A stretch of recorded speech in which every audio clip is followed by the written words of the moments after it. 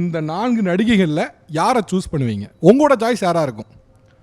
கீர்த்தி சுரேஷ், நித்யா மேனன், ஐஸ்வர்யா ராஜேஷ், நயன்தாரா. ஏன்ட்ட கேட்கக்கூடாது, அவங்க கிட்ட கேட்கலாம். ஆனால் என்னை பொறுத்த வரைக்கும் என்னை யாரும் நடிக்கவே முடியாதுங்க, கொண்டு வரவே முடியாது. என்னோட பயோபிக்கை என்னை தவிர வேறு யாராலையும் செய்யவே முடியாது. சரி, அப்போ இப்படி கேட்போம். ஓகே, படம் நடிக்க ஆசை இருக்கா? இப்படி போயிருவோம். அப்போ உங்களோட கதையை எடுக்கிறேன்னு சொல்கிறாங்க, ஒரு படம் நடிக்க ரெடியா? நீங்கள் ரெடி தான். ரெடி தான்? ரெடி தான். இதான் எதிர்பார்க்கலையே. தமிழிசையாக நடக்க முடியும் போது நடிக்க முடியாதா என்ன? அதனால ஒன்றும் பிரச்சனை இல்லை. சரி, ஓகே. இன்கேஸ் உங்களோட சாய்ஸ் யாராக இருக்கும் இந்த 4 பேரில்? எனக்கு அவங்களை பற்றி நிஜமாவே நான் சினிமா பார்க்கறது இல்லை, அதனால எனக்கு தெரியாது யார் யார் எப்படி நடிப்பாங்க அப்படின்னு. நீங்களே நடிக்கன்னு சொல்லக்கப்புறம் வேற என்ன பண்ண? அதான் என்ன பண்ண முடியும்?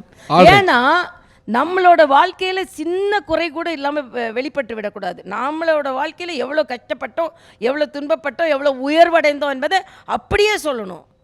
அப்படியே சொல்லணும், நாம தான் சொல்ல முடியும். அவ்வளவுதான். அப்புறம் டேரக்டர் சாராக பார்த்தீங்கன்னா கண்டிப்பாக இன்ட்ரெஸ்ட் இருக்குது, நீங்கள் ட்ரை பண்ணலாம்.